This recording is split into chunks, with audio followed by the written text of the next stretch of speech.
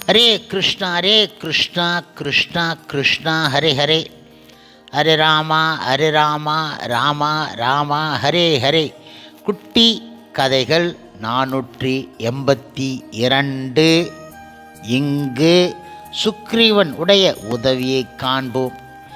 முன்பு ஒரு சமயம் ஸ்ரீ ராமச்சந்திரர் தனது தந்தையின் கட்டளையை நிறைவேற்றும் வகையில் தனது மனைவி சீதாதேவி மற்றும் தன் சகோதரன் லக்ஷ்மணன் உடன் 14 ஆண்டுகள் வனவாசம் சென்றபோது அவர்கள் கோதாவரி நதிக்கரையில் பஞ்சவதி என்ற அழகான காட்டில் சில காலம் வாழ்ந்து வந்தார்கள். அவர்கள் இந்த காட்டில் தங்கி இருக்கையில் ஒரு நாள் அசுரர்களின் மன்னனான ராவணன் தவசியான சீதா தேவியை கடத்தி சென்று விட்டான். இதனால் ராமச்சந்திரர் மிகுந்த துயரத்தில் ஆழ்ந்து போனார். சீதா தேவியை தேடி காடு முழுவதும் அலைந்து கொண்டு இருக்கையில் ராமச்சந்திரர் பறவைகளின் மன்னனான ஜடாயுவை சந்தித்தார். மரணவாயில் இருந்த ஜடாயு ராமச்சந்திரர் இடம் சீதாதேவியை பற்றிய முழு விவரங்களையும் கூறிவிட்டு இந்த உலகில் இருந்து விலகி வைகுண்டத்திற்கு திரும்பிவிட்டது. அதன் பிறகு ராமச்சந்திரர் சுக்ரீவன் உடன் நட்பு கொண்டார். ராமச்சந்திரருக்கு உதவ பெரிய வானர சேனை தயாராகிவிட்டது. இதற்கு இடையில் குரங்குகளின் மன்னனான ஹனுமான் இலங்கையில் உள்ள அசோக வனத்திற்கு சென்று சீதாதேவியை சந்தித்து ராமச்சந்திரன் மோதிரத்தை கொடுத்து அவளை சமாதானப்படுத்தும் மிக பெரும் பணியை நிறைவேற்றினார். பிறகு ஹனுமான் ராமச்சந்திரர் இடம் திரும்பி வந்து எல்லா நிகழ்ச்சிகளையும் விவரித்தார். ஹனுமானின் வார்த்தைகளை கேட்ட ராமச்சந்திரர் தனது நண்பன் சுக்ரீவனை சந்தித்து இலங்கையை தாக்குவதென தீர்மானித்தார். ராமச்சந்திரர் மிகப்பெரிய வானர சேனை உடன் கடற்கரை அணுகினார்.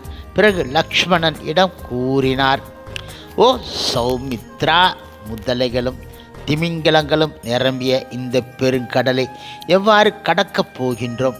லக்ஷ்மணன் பதிலளித்தார், முழுமுதற் கடவுளே, பகதால்பியா என்ற பெரும் முனிவர் இந்த தீவில் வசிக்கின்றார்.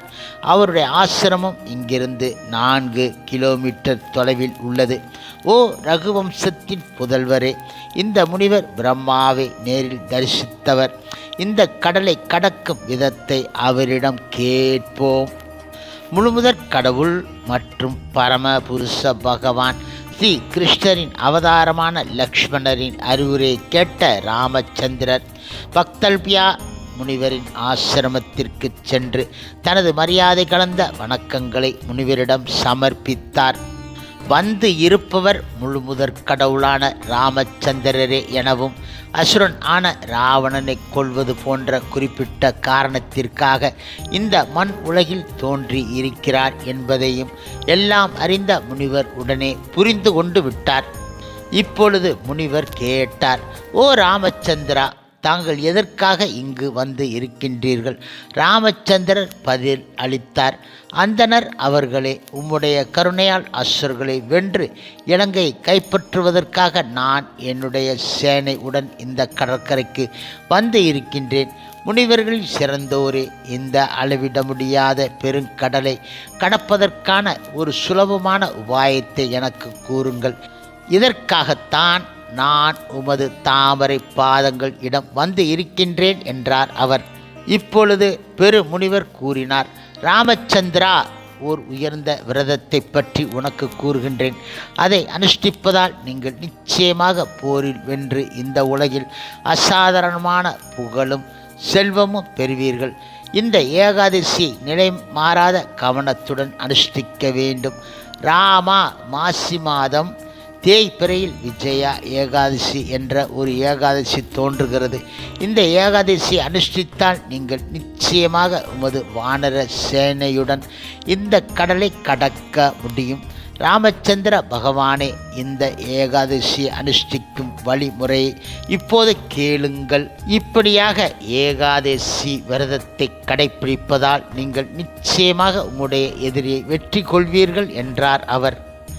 இப்பொழுது பெரு முனிவரின் அறிவுரைப்படி பகவான் ராமச்சந்திரர் தன்னை ஒரு உதாரணமாக வெளிப்படுத்தி கொண்டு இந்த ஏகாதசி சரியான முறையில் அனுஷ்டித்து வெற்றி பெற்றார்.